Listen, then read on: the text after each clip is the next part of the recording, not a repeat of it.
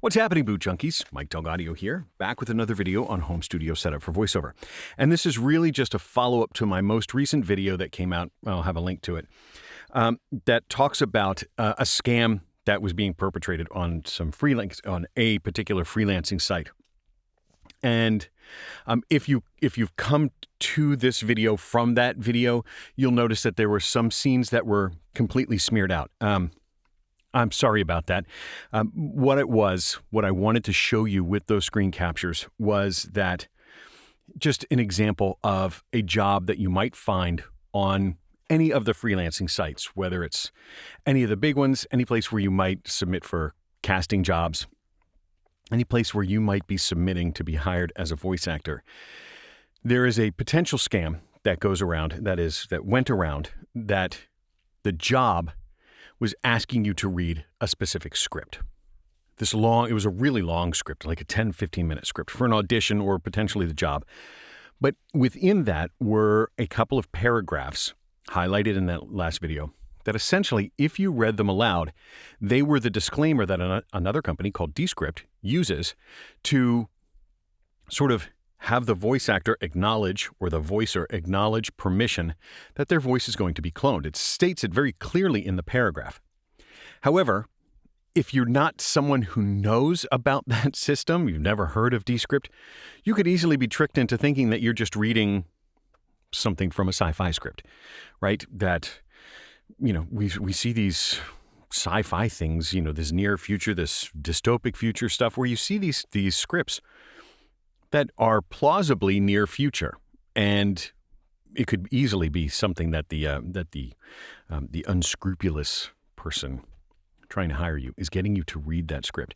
And in doing so, by reading that script, those two paragraphs at the top, I can't say the paragraphs aloud because I don't want my voice cloned, but essentially it says that you're giving Descript permission as the owner of that voice making the recording and uttering those words, that you're giving them permission to clone your voice.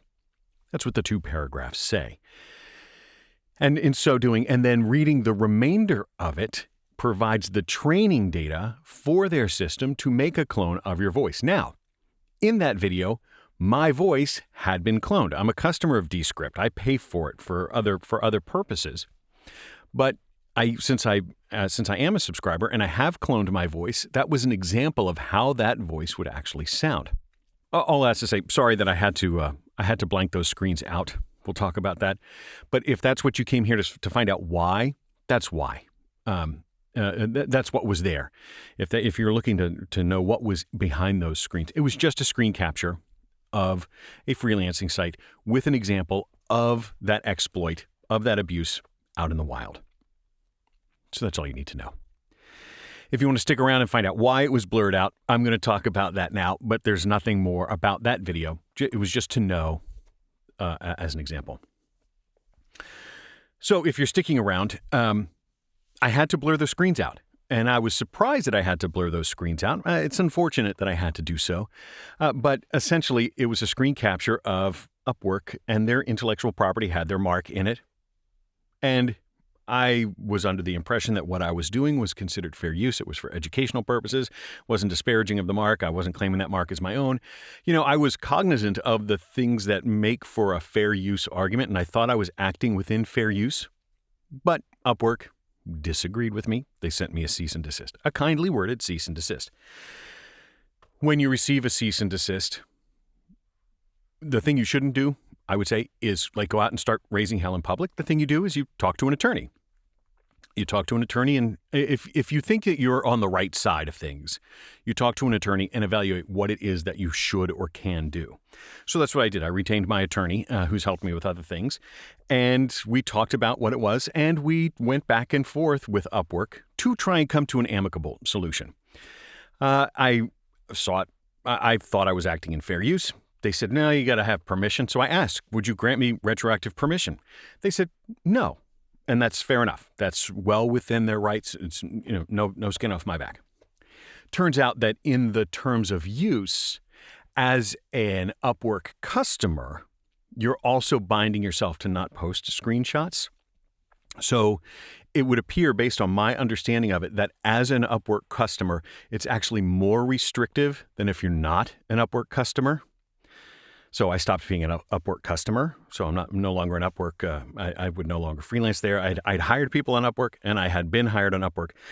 Had to close all that stuff down. I voluntarily closed all that stuff down. They didn't make me. I just decided to close it down because I didn't want to be bound by that more restrictive thing after getting the cease and desist, to try and help educate on how to safely use their platform. Since they wouldn't give me the permission to do it, it just doesn't feel right to continue the relationship. But all that's to say, I totally get it.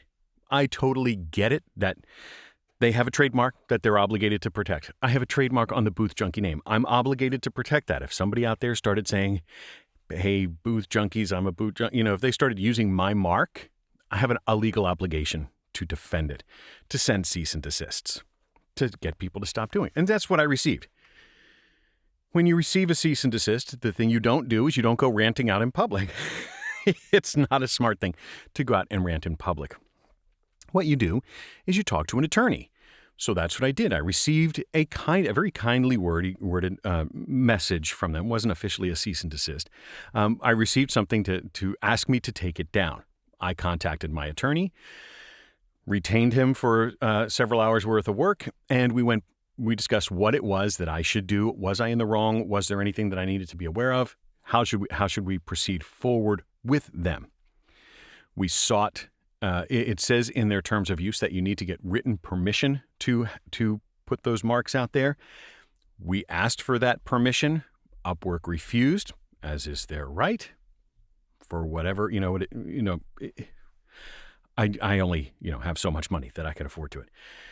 So after all was said and done, after going back and forth with them for several days worth, unfortunately, it's not a hill I can die on. It cost me, that video, that 2 minutes and 11 seconds cost me $1,000. It cost me $1,000 to make that video, it turns out, for the, I don't know, something like 16 seconds worth of Upwork screenshots. But you know what? I can only presume that all of the other folks that are using the Upwork stuff, it's either not currently being enforced by Upwork, or they're fine with it, or they've all gotten the written permission.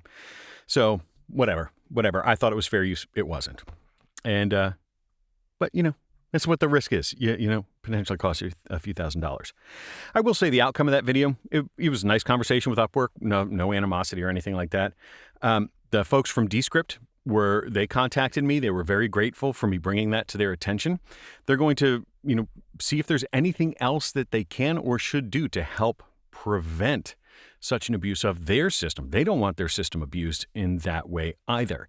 So they were very grateful to VoiceOver Vandine for bringing it to my attention, for me making the video. We talked about it. I'm a paying customer of Descript. I subscribe to their system on a monthly basis, and I use it for other things. We had a really productive conversation about how Descript could, potentially help me as a voice actor. I'm not worried about them trying to take my job. As you heard from the last video, the voice doesn't sound particularly convincing as far as a voice actor's voice. I'm not worried about them taking my work, but there are ways that I would be willing to give them more money than I currently do. And we had a good conversation about what, if anything, they might be able to do for me to help me in my job as a voice actor. So super productive conversation. I'm really grateful to the folks at Descript for, one, not getting pissed at that. I wasn't trying to make anybody pissed about anything. I also, I'm hopeful that all of that can get worked out. I'm not opposed to that technology. I'm not opposed to the technology of cloning your voice. I mean, I get that there are situations where that might be possible, and I'm not going to push back against the technology. I mean, it is what it is. It's going to come no matter what. The thing I wanted to make sure everybody aware of is that you should only clone your voice if you want your voice cloned. Descript has at least a nice protection in place that you have to physically utter those. Now, whether or not you get tricked into uttering those, and that's probably some other matter to discuss, but at least they have that protection in there. Just know that if you are being asked to utter a script that Sounds like it's giving you giving permission to a company called Descript for your voice to not utter it unless you know that you're doing it intentionally. So, anyway, didn't expect, that was not budgeted. That was not a budgeted $1,000 expense, but it was worth it. It was worth it for me to try and help everybody. To try and help everybody be aware and see what the scam looked like in the wild. I'm sorry that I couldn't keep it up. It's a bummer.